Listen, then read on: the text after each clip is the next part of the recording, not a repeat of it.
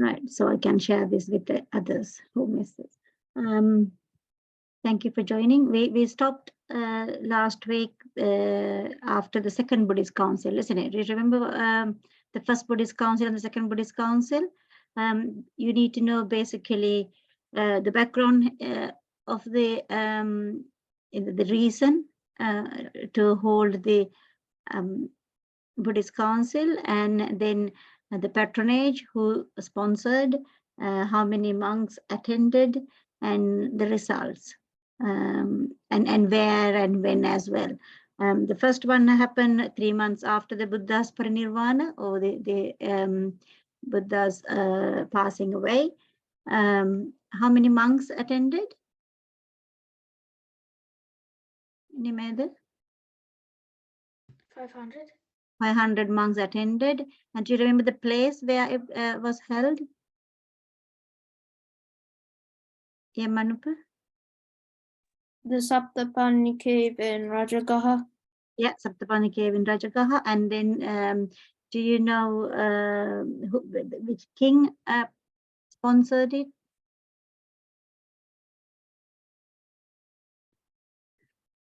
Yeah, go on. King Ajatasattu.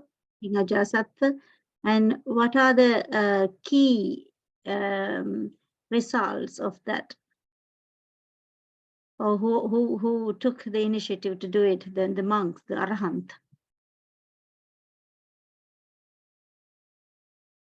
Okay, do you remember the names of the Arahant? Venerable Ananda, he became Arahant the night before the Buddhist Council, and then the Upali Thera, he did the Vinaya, and Venerable Mahakassapa was the chief organizer, sort of. He is the one who arranged this. And then the whole teachings of the Buddha, everything was divided into two. It's one called, sorry, the Vinaya and the Dhamma. So the code of conduct for monks is Vinaya, or discipline, and that was carried for the future generations by the Venerable Upali, and then Venerable Ananda, Venerable Mahakassapa, they took in charge. They were in charge of the Dhamma. So what was the method that it was recited and carried on to the next generation? Remember, we talk about the Bhanaka method, or it's going from mouth to mouth, right? So from you, one person, he teach the other his disciples, and they carried on. So it wasn't written at the beginning. The second one happened 100 years after the first one. So that means 100 years after the Buddha's parinirvana. Do you remember the reasons for that? Go on, Manapa. Because of the 10 bad practices of the Vajrayan monks. That's right, yeah, because of that. Who was the king at that time? King Kalashoka, isn't it? So King Kalashoka patronaged it, and it happened, where did it happen? A place called Valukarama. Remember the temple in Rajagaha, the Valukarama? And 700 monks attended, and it lasted for how many months? The second one? Manapa, do you remember? 8 months. The first one was 7, the second one was 8 months. That's right. Right, so today we're going to talk about the third Buddhist Council. Actually, that is one of the very important one. There are good, lots of good results after that. Let me share it with you.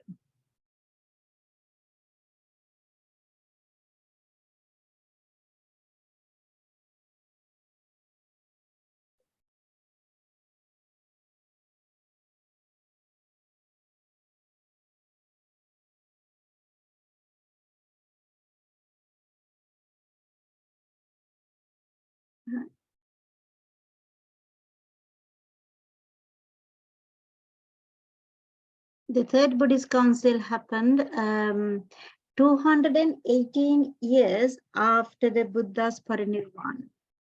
So that means 118 years after the first one. So at that time, it was the Emperor Asoka was the king in India. Do you know the background of the King Ashoka? He used to call Chanda Ashoka because he is a warrior. Most of his life, what he did was he invading other regions and adding it to his empire. So he was coming almost near to Greece area apparently, conquering everywhere. But there was an area called Kalinga within India. I think it's more towards the south. It was one of the big kingdom, Kalinga kingdom, and he wanted to get the power in the region, so he declared war there, and he himself went to fight in that area. During the fight, he witnessed lots of massacre. So many people died from both sides. So that made him really upset. By that time, actually, he was a mature person as well. Before that, he was very young, and when you're very young, you have lots of energy, and you are fit to do things, and you not tend to listen to others when you're very young. So by this time, he was quite mature, and then he was quite sad because his closest chief the closest captains, sort of the battlefield, in the battlefield they died. So he was really upset, and was thinking, and one day he met a monk who actually in one book I read, actually he saw this monk walking while he was outside on his balcony, and then he saw this. He is very calm and pleasant looking. So he thought, because his mind wasn't calm, so he wanted to know from this monk the reason behind his calmness. So he called him. He invited him into the palace and asked him to sit anywhere you like. Apparently, the monk sat on his throne, king's throne. And he said, "This is the place I think I deserve to sit." So then the Negro, the Thera, he's a Samanera apparently. When I read, Venerable Negro delivered a sermon, and then it made him to learn more about Buddhism, and he became a Buddhist from then onward. So he started doing lots of dana to the monasteries, and he didn't have much knowledge about Buddhism at that time. So he started offering food and everything to all the monasteries. We know after the second Buddhist council, there were fractions of Buddhism, isn't it? So there were different groups now. At this time, there were even more divisions among the Buddhist monks. So there were monks that were not really following what is the Buddha has told. Whatever they think right, they were following. So they were called heretics. That's what they call in here as well. So some of the monks actually didn't really do this. The uposatha karma we call it. Uposatha karma is the monks meet as a congregation, and they talk about the issues they have, or sometimes if somebody has done some small minor offenses, they talk about those things. So those things were not happening because of these heretic monks. So And also some of the ministers even used to punish monks as well, some, good monks. So things were a bit chaotic at that time. So when his name is Ashoka, he was Chanda Ashoka before, because he used to fight with the and conquer lands. But then after he became a Buddhist, people used to call him Dharma Ashoka. So now Dharmashoka heard this news that, the good monks can't live and do the Vinaya rules peacefully. Because of that, king thought, okay, I should meet the monks who are following it right. So he met the Moggaliputta Tissathera and told him. Then he said, we should purify the Buddha Sangha order. So there are so many has come to the robe in order to get the fame and the other gains. Due to those reasons, some monks came to the order of Sangha. So he said, we need to purify, and we should find out who is the right ones, who are the ones who are destroying the Buddhism. So he assembled the entire body of bhikkhu in his regime to Asokarama. It's a temple done by the King Asokarama, and then they decided to purify the Sangha order by asking the monk to recite the doctrine of analysis. We call it Vibhajyavada. So if somebody, if a monk knew the doctrine of the Buddha's doctrine of analysis, they call it, so they were allowed to remain in the robe. There were so many, I think there's, let me tell you the correct number at the rate later on again. So this happened, the Moggaliputta Tissathera is the one who take the lead. So he found 1,000 arahant to join. Even that time, there were 6 supernatural power. There are monks with 6 arahant with 6 supernatural powers, and the special sciences as well versed in the doctrine to hold a council for the completion of the true doctrine. So he had to check whether these people were knowledgeable to do. So it took 9 months to do the third Buddhist council. So it happened after the 118 years after the second council, and 17th year of the Asoka's reign. So King Asoka was king, but at that time it was his 17th year as a king. And the area they chose is the Pataliputta, and Pippali. In some books it says Pippali, or the Pataliputra is the same name. So sometimes in the paper also they say Pippali. Pippali Nuwara is in Sinhala, I heard, but it's called Pataliputta now. Asokarama in the Pataliputta is the place it happened, and there were 1,000 monks attended, and it lasted 9 months, the Buddhist council. So this was held by the Theravada. Remember, after the second Buddhist council, it was Theravada and Mahayana, the 2 fractions. So this was done by the Theravada Buddhist monks.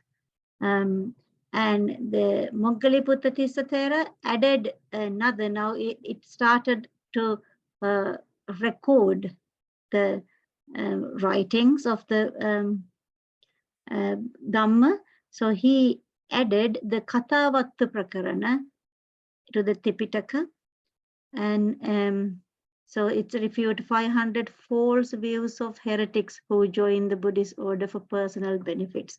Remember earlier it was about very limited numbers. It was 10 things that was the dispute last time, but this time there were so many false views of Dhamma was there. So they were all included in the Kathavattu Prakarana. For then people, the monks know what is right and what is false views. As a result of this Third Buddhist Council, the completion of the true doctrine of Theravada is fully under the Tipitaka, and the addition of Kathavattu Prakarana completed. So Kathavattu Prakarana is done by the Venerable Moggaliputta Tissatthera, and it is actually added to the Abhidhamma later on as the 7th book of the Abhidhamma. I don't know whether you heard it when you do last year, Abhidhamma. Introduction to Abhidhamma, maybe you learn about the 7 books of Abhidhamma. So this Kathavattu Prakarana is one of the books in the Abhidhamma Pitaka. And then they expelled about 60,000 heretic monks from the order.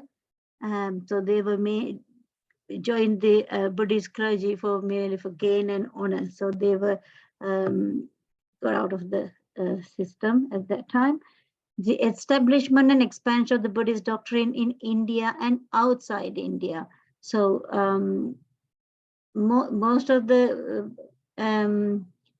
Buddhist area were the north part of the India at that time. So now, because King Emperor Dharmashoka had vast area under his control, he managed to send the missionaries to different regions, not within the India.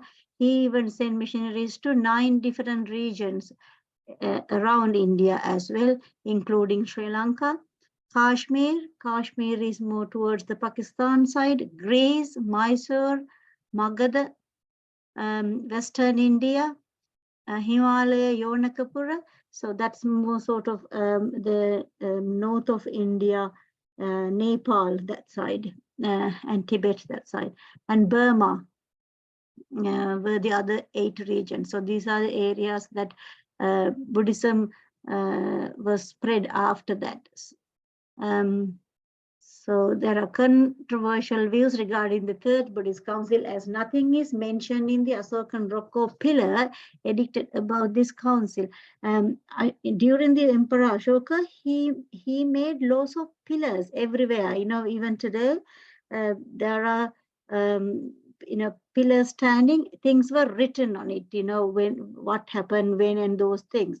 So there is no clear evidence about this Buddhist council in any of the pillars, apparently, but there are written things people can find in different countries, especially most of the information gathered in India, because I mean in Sri Lanka and Burma as well, because it comes later on, because of his own son came to Sri Lanka and established Buddhism in Sri Lanka. So Sri Lanka even had the methods of keeping the records of the history at that time. So expulsion of heretics and the unification of the Sangha, which was a result of the council. So, you know, purification of the Sangha order. So these were written in the Asokan pillar in Sanchi, a place called Sanchi in Saharanath. So Asokan edicts may have been silent of the council, as the credit of holding the council goes to the Venerable Moggaliputta Tissatthera, not to the King Asoka. So people believe that he didn't write in an Asokan pillar as it's done by him. People might take it, you know, it is actually patronage by the King Ashoka, but King Ashoka wanted to give the credit to the Moggaliputta Tissatthera for doing that. So people think that way as well. There are so many things that, you know, when we read, there are different views about things happen. So this is one of the things. So, but somehow the Third Buddhist Council is one of the important one. Because of that, there were so many countries started to learn about the Buddhism, their culture changed, especially in Sri Lanka. The new era to the Sri Lanka started after the Mahinda Thera's arrival. So Mahinda Thera came to Sri Lanka on full moon day of month of Jetta, or the 7th month, between 6th and 7th month. We know we call it Poson, which comes the full moon day in June. On that day, so there is a little bit of contradiction between the years. So it says here 236 years after the passing away of Buddha. Remember earlier we talked about the 218 years. The council happened after 218 years. So most of the books actually has this information as 236 years after the passing away of the Buddha, the Venerable Mahinda came. Even in the exams, if you ask, this question, don't go to 218. Stick with the 236 because that was taken as the answer. So 236 years, maybe the numbers may be here and there because these information gathered by using those Asokan pillars and that those things in India. So King Ashoka had friends around. He was pen friends with the leaders of the other countries. So at that time, the Sri Lanka was ruled by the King Devanampiya. King Devanampiya and Ashoka knew each other, but they never seen each other. So Ashoka decided to send his own son. Ashoka had a son and a daughter from one wife. And this one, Mahinda and Sanghamitta. Sanghamitta, she also became a nun. She also came to Sri Lanka. I'll tell you that later. So he decided to send his own son to Sri Lanka. And they came to a place called Missakapawa, or we call it in Sinhala Mihintale, in near Anuradhapura area. He came there with 6 more people, five monks and 1 lay person. So it's altogether it was 7 people came to Sri Lanka. 5 monks, 1 lay person, and Mahinda, Arahant Mahinda. So there's a big story. I don't know whether, I think you guys did when you're in basic class, right? Did I not teach you the story of Poson? Do you remember? He asked the question, from the King Dhammashok, King Devanampiya. Mahinda Mahathir asked few questions from him. I think we did a program as well for the TV, I guess. Was it with you guys? I did it. I think it was. Isn't it? Akain, you did, isn't it? I remember Akain came to that program. Anyway, so if you can Google, or I'm not going to go through the whole story now. So they met at while the King Devanampiya was hunting. This Mahinda Thera met him with the other people, and they started a friendly discussion, and then checked the king's knowledge about his general knowledge and how wise he is, and then he decided, yes, the king is the best person to approach first and spread the Buddhism. So king was so happy to receive this as a gift from India, and then he made sure that he gives everything needed for these monks, and also to establish the Sangha order in Sri Lanka. He said somebody from Sri Lanka should become a monk. So there are 5 monks already came with him, and then there was a lay person came with him. So he made that lay person, his name called Banduka, the Banduka Upasaka or lay Banduka. They showed the Sri Lankan people making him as a monk, the process of becoming a monk. So there are 6 monks with Venerable Mahinda at that time. So for them, those 6 monks were staying in Anuradhapura area called Mahamegha Vana. So it's a monastery, and later on it was known as a Mahavihara. It was the main center for the Buddhism, started at the beginning of the establishment of the Sangha order in Sri Lanka. So Buddha, when Venerable Mahinda Thera said somebody from Sri Lanka should become a monk in order to establish the Sangha order in Sri Lanka, establish Buddhism in Sri Lanka. So one of his, so it's under the Vinaya, the Buddhist order has been established in Sri Lanka. Not until a son of a Sri Lankan parent entered the order. Vinaya reciters was the Thera's reply. So what happened is then he asked one of his ministers called Aritha. He was a nephew of the king. He decided to become a monk, and then he brought 55 other his friends, and they entered the order. So now there are 60 monks, 55 from no, now there are not 60, isn't it? 5 came with him, and then this 55, 60. But then the Banduka Upasaka also became a monk. There's not in here.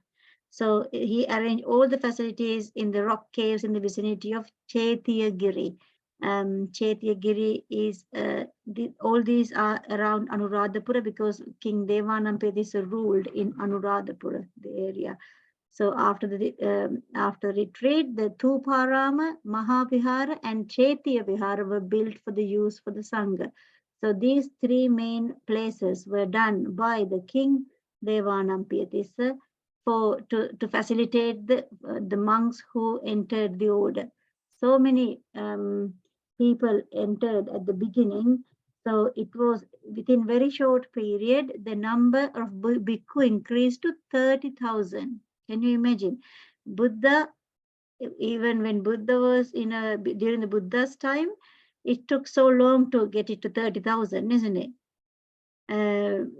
It started with the 60 monks, even during the Buddha's time. If you remember, 5 ascetics, and then the Yasa and his friends, that was the first 60 monks who went spreading.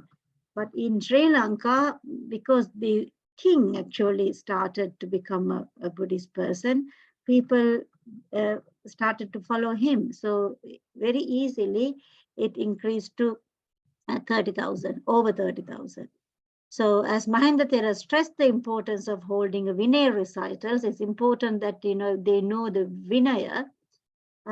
It was held with the Maha Aritha Thera as the Vinaya teacher. He was one of the ministers, so he was probably a very intelligent person. So he was named as the Vinaya teacher in Thuparama. So all the now 62 Arahant all participated. So including him, the 7 came from India and 60 from Sri Lanka.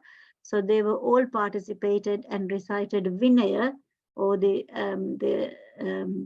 discipline rules.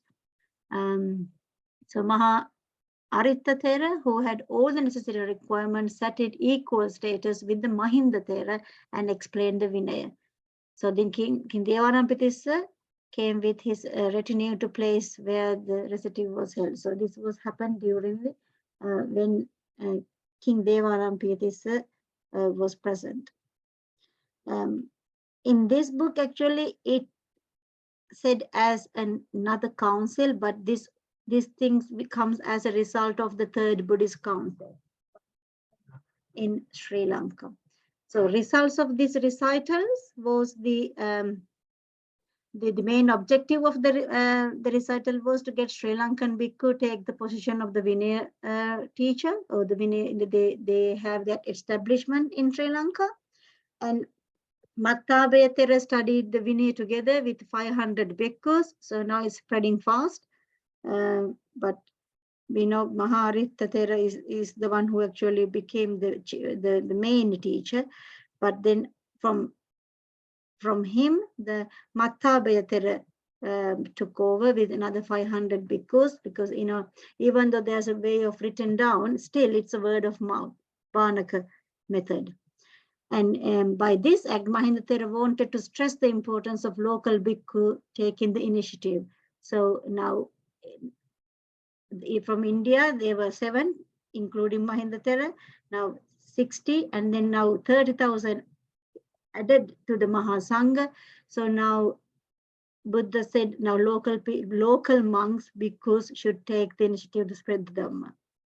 The Buddhist order in Sri Lanka rose to the status of a national one, uncontrolled by foreign teachers. So because, you know, the foreign teachers are the one who came from India, but because of the King Devanampiyatissa's involvement, the local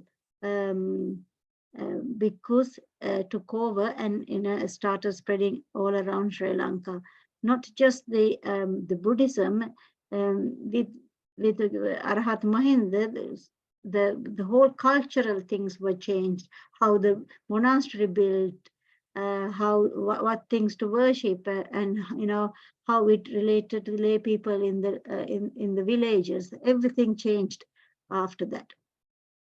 So a history of the Buddhist order in Sri Lanka proved that this decision of Mahinda Thera was a very wise move. So from that day onwards, Sri Lanka is a Buddhist country even today. The council held for recording the Tipitaka. This is not really the 4th one, but this is also happened in Sri Lanka. During the period that followed the reign of Devanampiyatisasa, there was a rapid progress in the propagation of the religion, especially when King Duttagamini was ruling the island. So Mahavansa, the great chronicle of Sri Lanka, mentioned that 90,000 Buddhist nuns attended the religious function of offering the Mirisavati monastery, and that of 14,000 Buddhist nuns listened to a sermon delivered by the Piyadasi Thera of India on the occasion of the foundation laying ceremony of the Mahathupa. So this is actually shows that, you know, so there were so many nuns, the women in the order. So the Mahavansa is actually the great chronicle that written everything happened in the history. Even, you know, now, whatever, you know, there is a committee to write down what happened, you know, especially now. I think now they are writing for what happened during the last 10 years. Everything recorded, it goes in the Mahavansa for the future generation to read and understand what happened during this time. So that's sort of, you know, because of Mahavansa only, we know what happened in Sri Lanka. So all the names, you know, the rulers' names we learned today from the Mahavansa. Mahavansa has written everything in the order. Who was the king? What happened? Was there any invasion from the South India? There were so many invasions happened later on, but all these were recorded in the Mahavansa. And then King Vattagamini Abhaya was the son of the Saddhatissa, the brother of King Duttagamini. So Duttagamini's brother became the king once. So he was son of Saddhatissa. There was political unrest during the first half of his rule. So as I said earlier, so there were so many invasions, especially from South Indian kings, used to come and invade some part of Sri Lanka. So even among those circles, there were ill feeling and dissatisfaction. There was a dissension and deterioration among the Sangha due to various causes. 7 Tamil chieftains invaded the island with a Cholan army and usurped power. So Chola invasion of Chola is the biggest one. You know, they came in big numbers and they took over a very big part of Sri Lanka and took under their rule. And they really destroyed lots of monasteries. So when they started destroying the monasteries, some monks died, some monks moved to different areas. So they didn't really, they had to hide because of this the Tamil rulers. The king fled away for refuge. Even the king had to leave. Even nature was against the country. Even during that time, there was a famine. So no food and no rain. There were crops were destroyed because of maybe due to no water. Different crops were destroyed. No fertilizers. So due to that, the country was going through the really bad situation, and that famine lasted 12 years. Just imagine, we people hardly had something to eat at that time. So some bhikkhus went to hill country. Hill country is the area where the mountains are, like then have you heard the place called Nuwara Badulla? The middle of the country, that side of the areas they went. And also some of the monks has gone to India, especially to to the north part of the India. That's where the Buddhism was still practicing at that time. There were some other bhikkhus who went to the southern part of the island and led a life full of hardships with the intention of perceiving the purity of the doctrine preached by the Buddha. So it's mainly the north part of the Sri Lanka, and the middle was affected by those Cholans. So most of the monks went down south and stayed there, making the new monasteries over in that side. The king regained power with the help of a Thera named Tissa. So this Thera was able to convince and reunite the ministers who had broken away. So every time when there's a problem in Sri Lanka, actually those days the bhikkhus came and helped the rulers. So the Vattagamini Abhaya became the king for the second time now, because he had to hide when the Cholan came. But with the help of the Sangha, he became king again and rebuilt all the monasteries. And it called the place near the Nigantagiri. That's the area that he was hiding actually, and then the monastery was about to the Tissatera to mark, to say thank you for helping, supporting him. So as the monasteries in Anuradhapura was abandoned, a new school of monks was formed at the Abhayagiri monastery, separate from the Mahavihara fraternity. So Mahavihara was more in the Anuradhapura. So that was the main one, the very first one created by the King Devanampiya Tissa. But the Vattagamini Abhaya started the new area around Abhayagiri Vihara, Abhayagiri Monastery, and people call them Abhayagiri Vasin, the people who live in Abhayagiri Vasin. So King Vattagamini Abhay is the one who supported this.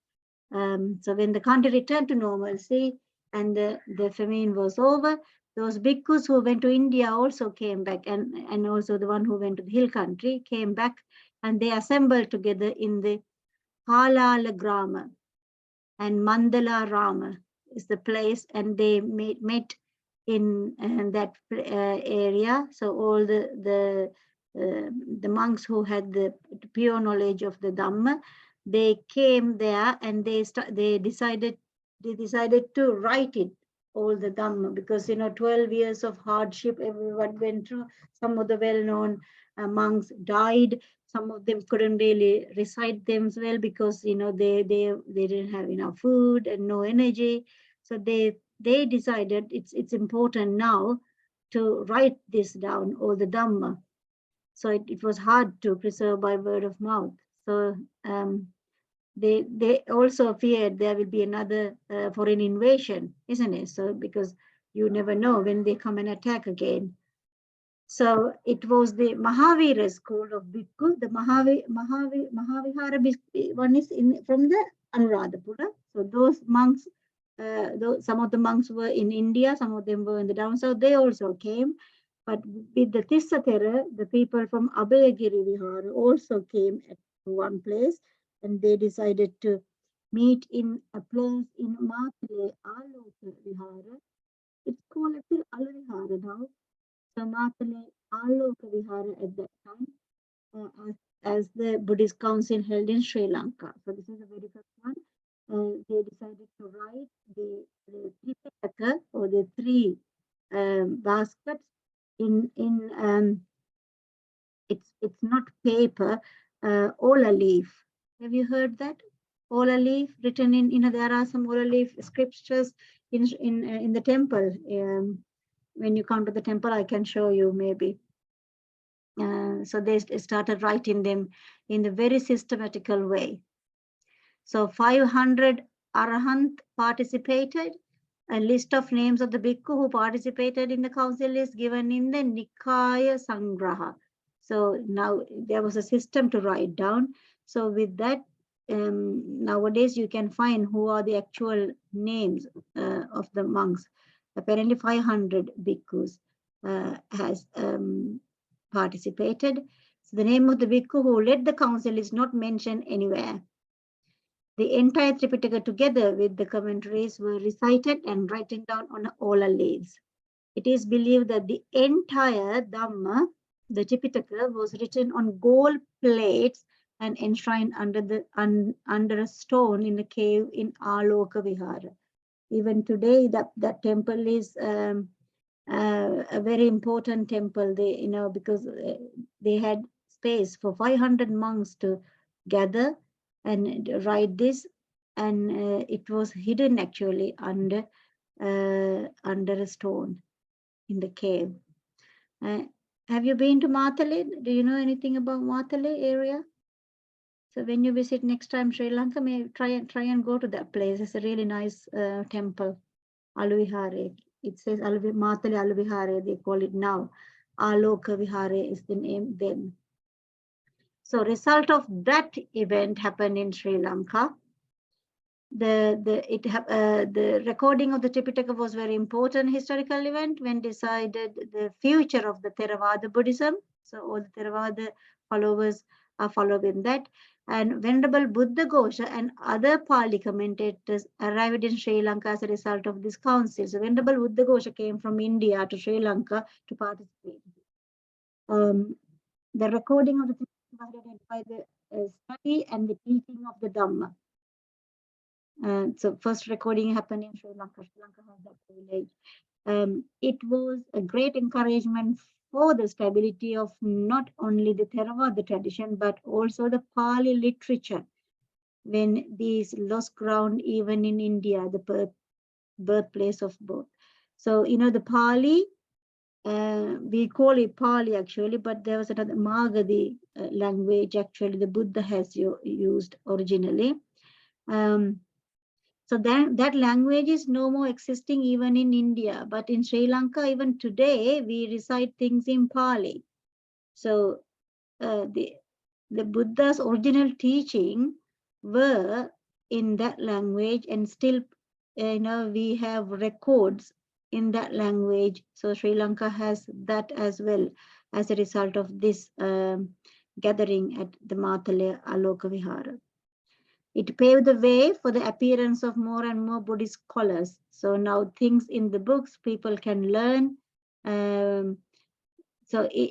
Because of that reason, actually more people wanted to learn. So even today, if you are interested, you can, have access to those and learn. So the most Buddhist scholars came after that. So those are the results of the Sri Lankan Buddhist Council, sort of. So this is happened as a result of the third Buddhist Council, right? So all this happened that. So there was another Buddhist Council happened in Myanmar or the Burma. According to the legends, remember during the 7th week of the after the Enlightenment, Buddha had 7 weeks around that area doing different things. So at the 7th week, the Tapasya Balluka came and offered Buddha some Buddha meal, isn't it? The very first meal after becoming enlightened, Buddha had from Tapasya Balluka. They were Burmese. So even during the Buddha's time, the Burmese people knew about Buddha. Remember, the Buddha gave a lock of hair to them, and then they took it to their country and made a shrine there, pagoda, or the stupa, they made it. So Burmese people knew about Buddhism even, that time, and King Ashoka sent his missionaries to Burma as well. So the Great Chronicle of Sri Lanka, the Mahavansa, record that the two Theras, Sona and Uttara, went to Myanmar as missionaries after the Third Buddhist Council, and over 60,000 realized the doctrine, having listened to the Brahmajala Sutta. About 3,500 youth joined the order of schools, and 1,500 maids, or the nuns, joined the order of nuns. So even in Burma, the number of Buddhist monks and nuns increased very rapidly. So according to the historical records in Myanmar, Buddhism thrived during the period of King Anuruddha, which is 1044 to 1071.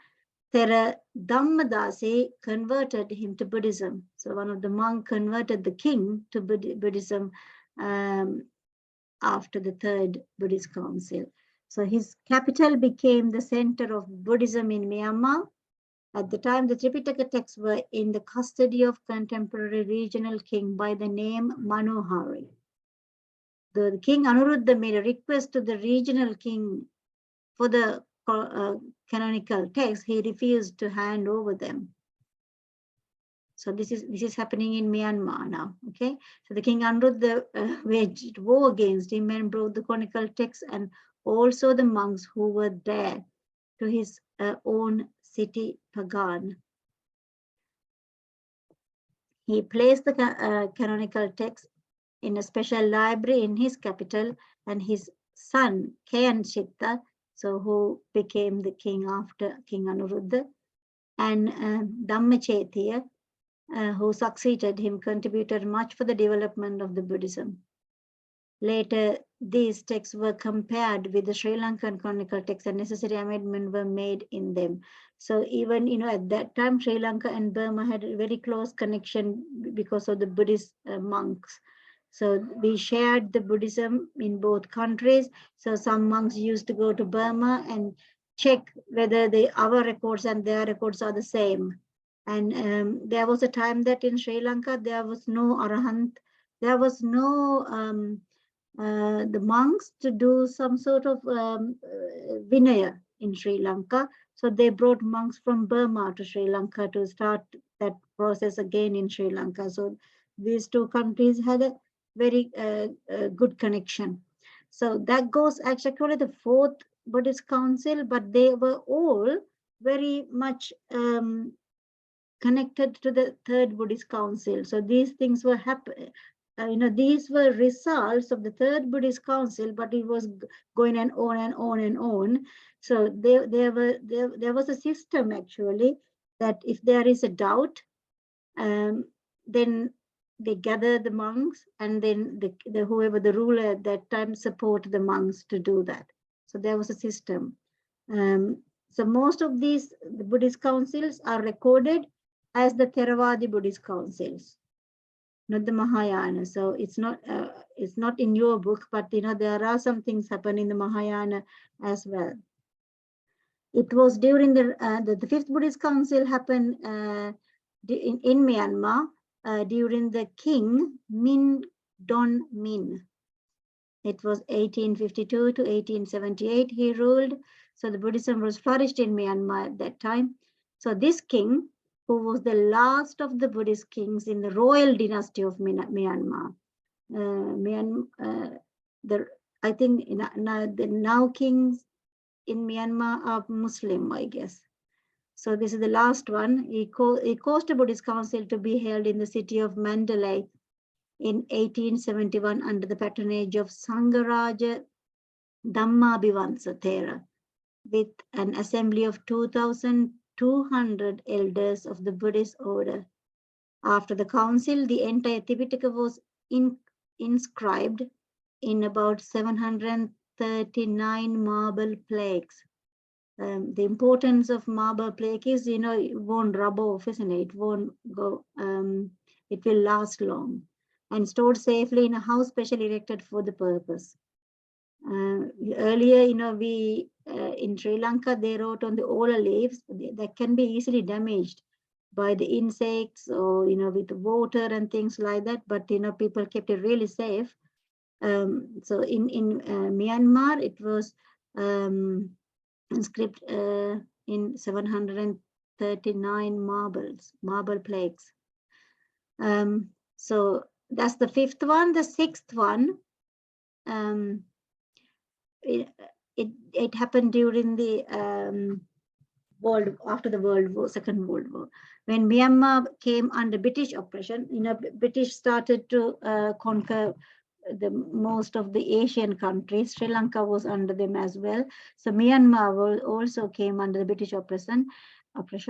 And there was a drastic religion and cultural changes, because with the British rule, the Christianity started spreading everywhere in there. But after the Second World War, conditions changed, and there was a great revival of Buddhism in Myanmar again. The government took all steps to make Buddhism the state religion.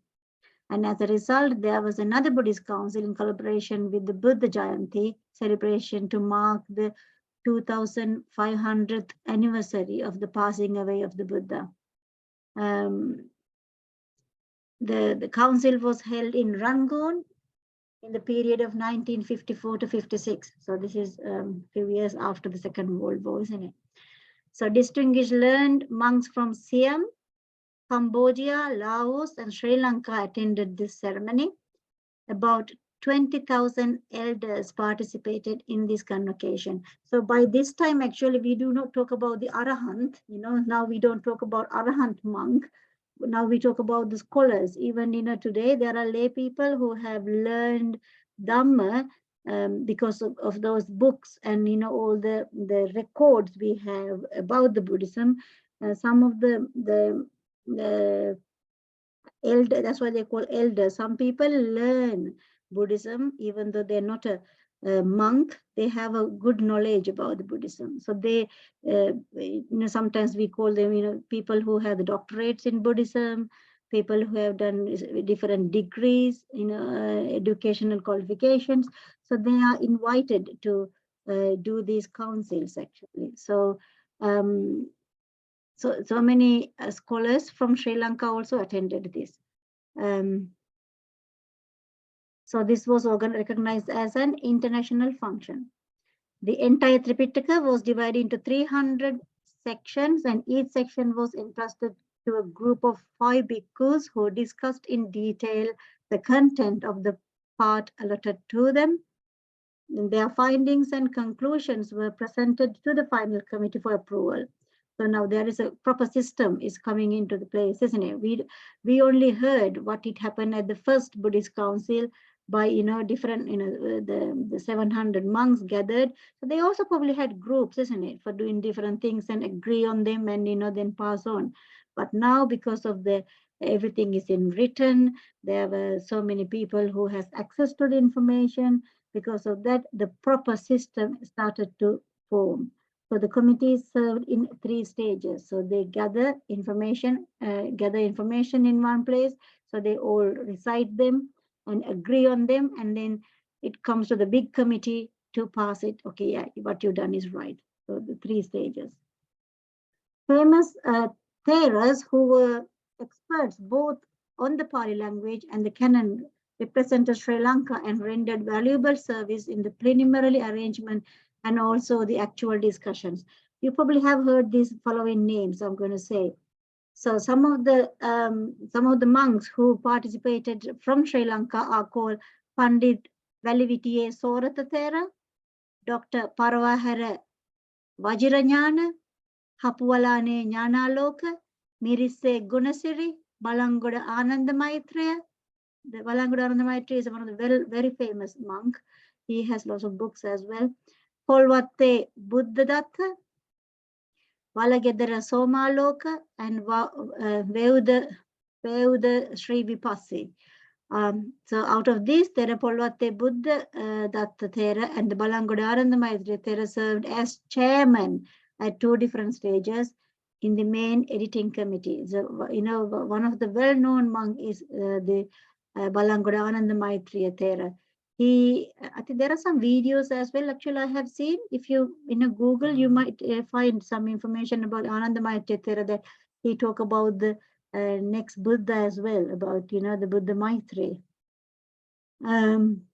So their views and opinions were highly valued and accepted, and as a result, the Myanmar government honored both of them with the title Agga Maha Pandita. So these 2 monks, the Polvatte Buddhadatta Thera and Balangodaranda Maitreya Thera, got the title from the Myanmar government as Agga Maha Pandita for their service they done to this Buddhist council.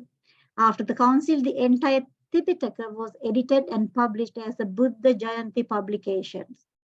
And so that's actually, after that, there are no any Buddhist councils recorded, but there are different convocations happen, different gatherings happen, but they're not in the books for you to learn at the moment.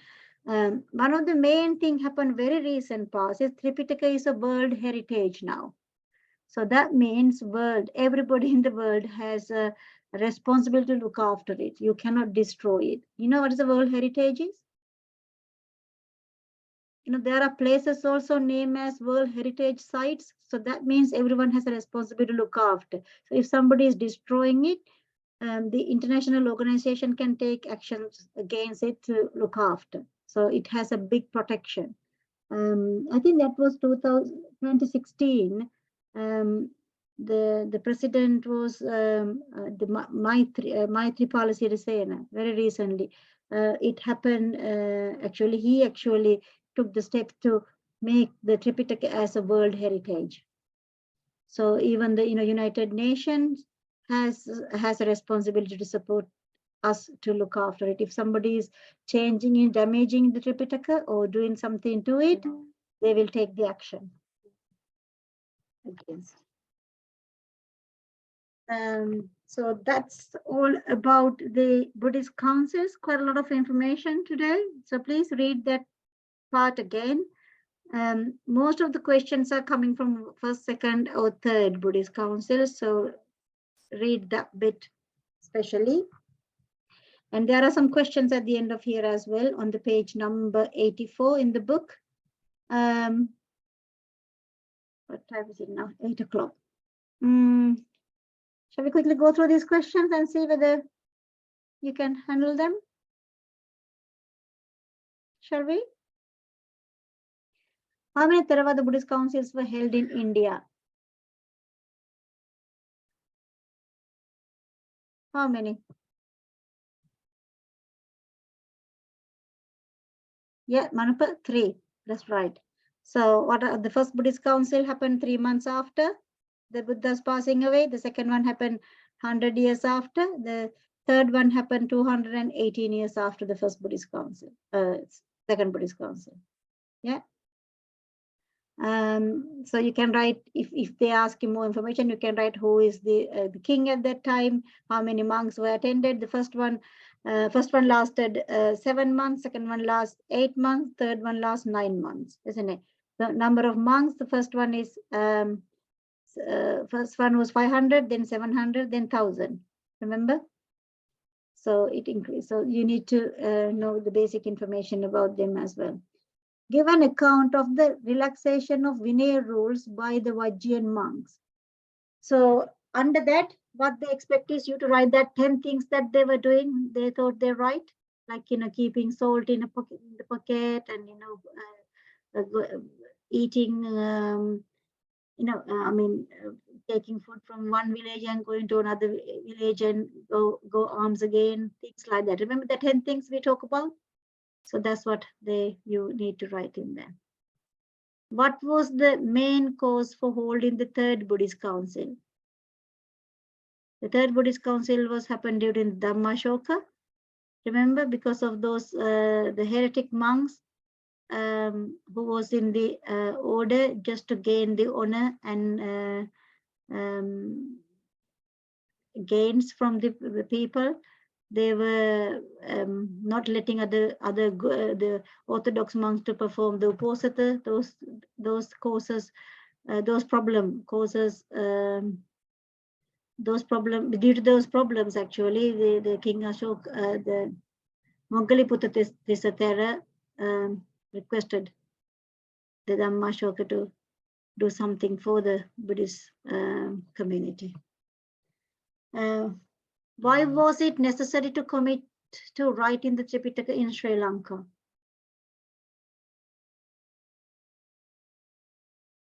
Why do you think it was necessary to commit writing the Tripitaka in Sri Lanka? Remember, due to those famine and the attacks, the foreign invasions and things like that happened in Sri Lanka. So there were lots of monks died due to those things. So they thought to preserve the Dhamma, you should write it, isn't it? So that was the reasons.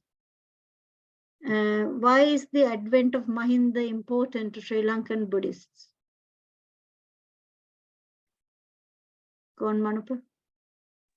Because if Mahinda Thera didn't come, then Buddhism wouldn't be in Sri Lanka. Yeah, not only Buddhism, the whole cultural things in Sri Lanka will be very different, isn't it? Yeah, so state whether these statements are right or wrong. The first Buddhist council was held under the patronage of King Ajatasattu. Right? Okay, what do you think? I think it's true. It's true. The Tripitaka was written down in Pali after the first Buddhist council. You made that? No? That's wrong, isn't it? Yeah. Venerable Ananda chaired the first Buddhist council. Who chaired the first Buddhist council?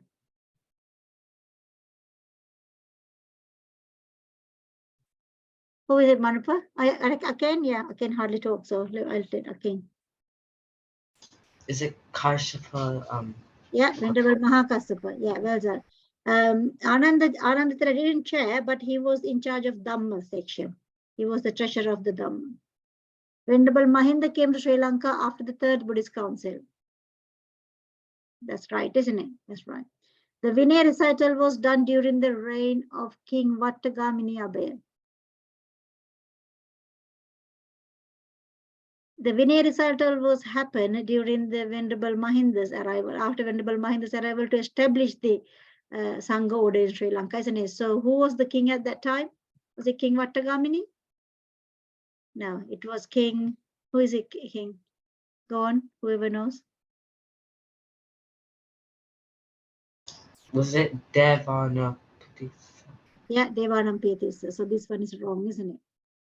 Write a short account of the Buddhist councils held in Myanmar. So we know about two of them. So, if you go back to these, it's very difficult for me to remember that king's name. The fifth one, King Min Don Min. So during his time, there's one happened. The other one is the sixth Buddhist council. No, the Myanmar one is the fifth one. Two happened. So one is before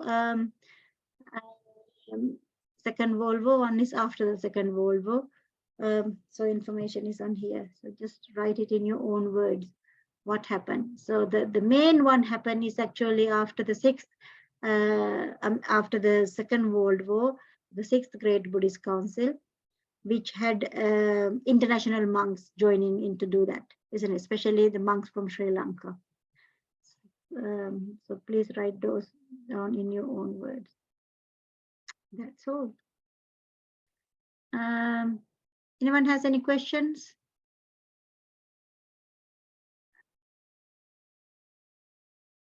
Are you not interested to find out more history about Sri Lanka after listening to this? Do you think you want to learn more history in Sri Lanka? It's very interesting, actually, if you start digging down the Sri Lankan history, how these monks supported the rulers, and how the rulers actually did things for the Buddhism. And then, when there is attack from South Indian part, how they reacted to it, and how the kingdoms moved one area to another. So at the beginning they were in the more towards the north, and then from Anuradhapura to Polonnaruwa to Yapahuwa, Kurunegala. Now it's more going to down south, Colombo, isn't it? So it's very interesting way. There was a Kandy as well during, sometimes it was during the English rulers, whether the Kandy was the monarchy established. So very interesting history in Sri Lanka. I wish I can read Mahavans. I think Mahavans is is online now. You can read. I'll try and read and get some more information and share with you maybe when I get time. Right, because it's only 4 of you. I want to just bombard so many information. I'm going to stop here with that. And there's no lesson tomorrow at the temple, but there is a Vesak Seal program happening. If you want to come to the temple, all-day program. Yes, Manupa? Is next week's lesson on 7 p.m. Saturday. Yeah, Saturday one is going to be around that time, but Sunday one is going to be at the temple. So that's 13th, isn't it? 13th I'll do online Saturday one, but Sunday one we have to do it at the temple. What I'm going to do is I will do the lesson on Saturday, and Sunday I'll do the question and answers at the temple. Right, but looks like, I don't know, some children are not even joining on Saturday's lesson, so I don't know how useful this is for everyone, but I know you guys anyway committed to do. But I don't know how I'm going to help the others if they don't want to come to the online even. Okay, it's all right. Let's do. And I will do more past papers as well online and in the class. You have access to this site, isn't it? I think I gave you the link. So there are past papers. Please try and do. And if you have any questions, please ask me so I can help you with your answers. Or if you have any questions, how to answer anything, I can help you as well. Right, I'm going to stop recording now.